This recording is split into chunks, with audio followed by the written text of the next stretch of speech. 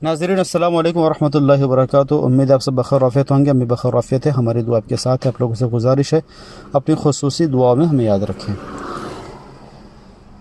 शुरू करने से पहले आप लोगों से गुजारिश है कि अगर आपने हमारे चैनल को सब्सक्राइब नहीं किया प्लीज़ सब्सक्राइब कर ले, हमारे वीडियो को पूरा देखें, उसको लाइक भी करें।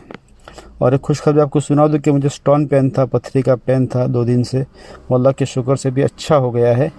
आपकी दुआएं और जो दवाई की वो अल्लाह ताला उसके अंदर शिफा नसीब फरमाई। अच्छा, बात ये करना है कि सलमा और सितारा के मैटर में, सलमा जो है ना वो अपने हस्बैंड के साथ उम्रा के लिए जा रही है, तो उम्रा के लिए गई है। पहले तो उसके लिए दुआ करता है कि अल्लाह ताला उसके उम्रा को आसान फरमाए और कबूल फरमाए, और जो भी वो दुआएं करे अल्लाह ताला उसको कबूल करे, और उसकी दुआ के अंदर अल्लाह ताला हमारा भी हिस्सा नसीब फरमाए। अच्छा, लेकिन समझ में नहीं आया कि दोनों मियाँ बीवी एक कब से हो गए। फ्रंट सीट के ऊपर अपने शौहर के साथ बैठी हुई है, और पूरे व्लॉग के अंदर देखा तो बेटा पापा किधर है, नाश्ते के लिए पापा नहीं आए, अभी इनके पापा जो दूध लेने के लिए गए हैं, अभी वो यानी इतना सारा, आप इतने क्लोज कैसे हो गई। अभी 10-15 दिन पहले तक तो आप उससे बहुत ज़्यादा नफ़रत करने वाली, बहुत ज़्यादा गाली देने वाली और बहुत ज़्यादा करने वाली, मैं उसके ख़िलाफ़ केस करने वाली हूँ, ऐसा है वैसा, मैं उसके साथ नहीं रहूँगी, ऐसी बात आप कर रही थी। और आपने फिर उसके बाद कोई क्लियर भी नहीं किया, और फिर आप उसके साथ मुसालत कैसे हो गई आपकी। देखो, उसमें 2 तरीके होते हैं मुसालत के। एक तरीका तो ये है कि आप जो वाईटी पर आकर अनाउंस करती कि देखो मैंने जो भी कुछ किया लोगों की बातों में आकर, क्योंकि नैना ने उसके दिमाग को ख़राब किया था, मैंने जो भी कुछ किया तो वो किसी की बातों में आकर मैंने जो असगर के ऊपर इल्ज़ाम लगाया था और सितारा पर इल्ज़ाम लगाया था, और मुझे ऐसी चीज़ें प्रोवाइड की गई जिसकी वजह से मैं बहक गई थी, और मैंने जल्दी के अंदर जो है ना उन पर इल्ज़ाम लगा दिया था। लेकिन अब रहते रहते वक्त निकलने के साथ मुझे सारी चीज़ें समझ में आई है, और मुझे खुद एहसास हुआ है कि मैं गलती पर थी, लिहाजा मैं असगर से और सितारा से माफ़ी मांगती हूँ। और जिसको भी मेरी वजह से तकलीफ़ पहुँची है या मेरी वजह से जो है ना किसी को भी कोई गालियाँ पड़ी है तो मैं सबसे माफ़ी मांगती हूँ। एक सीधा रास्ता तो ये था। दूसरा रास्ता ये था कि देखो, असगर ने मेरे सामने आकर जो हाथ जोड़े हैं और माफ़ी मांगी है, और उसने कहा है कि देखो मैंने आज तक तुम्हारे साथ कोई धोखा का काम नहीं किया है, एक पहली मरतबा मैं बहक गया था और मुझे बहकाया गया था वगैरह वगैरह, तो उसकी वजह से मैंने गलती कर दी थी, अब मैं माफ़ी मांगता हूँ, के बाद मैं कभी ऐसा नहीं करूँगा। इस तरीके से असगर आकर जो है ना ऐलान करे तो भी, या फिर आप इसको क्लियर करें कि असगर ने इस तरीके से मुझसे माफ़ी मांगी है और मैंने बच्चों को और हालात को देखते हुए मैंने उनको माफ़ कर दिया है। इस तरीके से होते। लेकिन आज तक आपने जो कहा वो तो ये कहा कि जब आपके अम्मा वगैरह आए तो उन्होंने कहा कि देखो अब के बाद से हमें बात को ख़त्म करते हैं। मैं भी अपने सपोर्टर से कहती हूँ कि आप इस टॉपिक पर बात नहीं करेंगे और हम इसको ख़त्म कर देते हैं। आपने बात करना ख़त्म कर दिया, आपने कंट्रोवर्सी ख़त्म कर दी, लेकिन मियाँ के साथ सुलह हो गई हो तो आपने बताया ही नहीं, और अब इतने घुल मिल गए हैं। तो ये जो आपका अमल है ना, तो बहुत ज़्यादा इशारत कर रहा है कि शायद आप दोनों के दोनों इस प्रोग्राम के अंदर मिले हुए थे सितारों को डिफेम करने के लिए और इस फैमिली को डिफेम करने के लिए। तो ही आता है, आपने अपने शौहर के साथ मुसालत कर ली, तब सितारा से मुसालत कर लो ना। शौहर ने भी आकर तो माफ़ी नहीं मांगी है ना ऑनलाइन आकर, तो आप सितारा से डिमांड क्यों करें कि ऑनलाइन माफ़ी मांगेगी।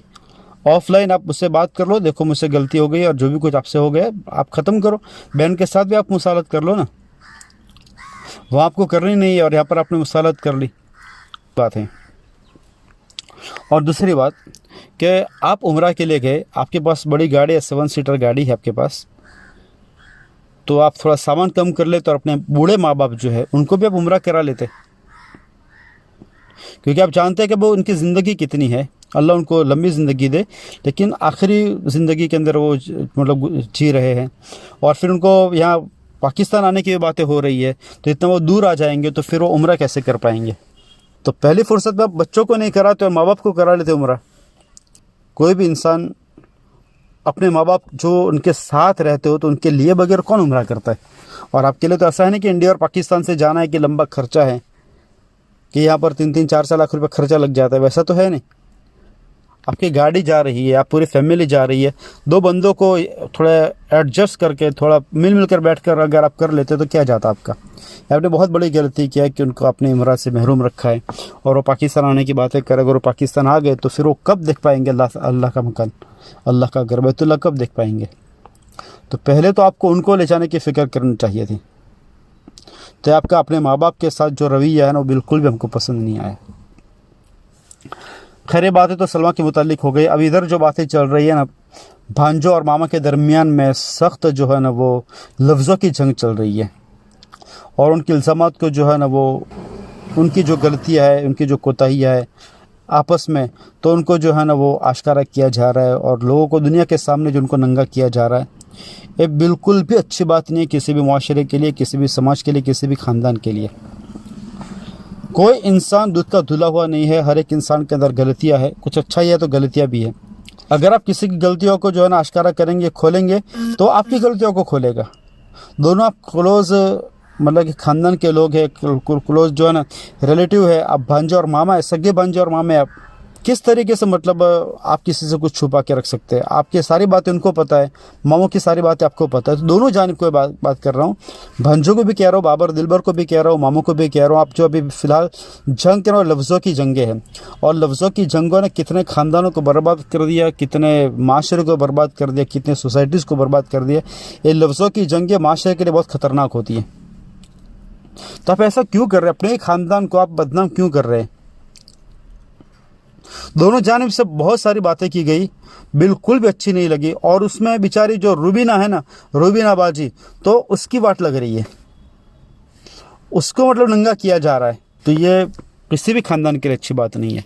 और बहुत ज़्यादा बातें खोल रहे हैं आप इधर उधर की, अच्छी बात नहीं है दोनों जानिब से।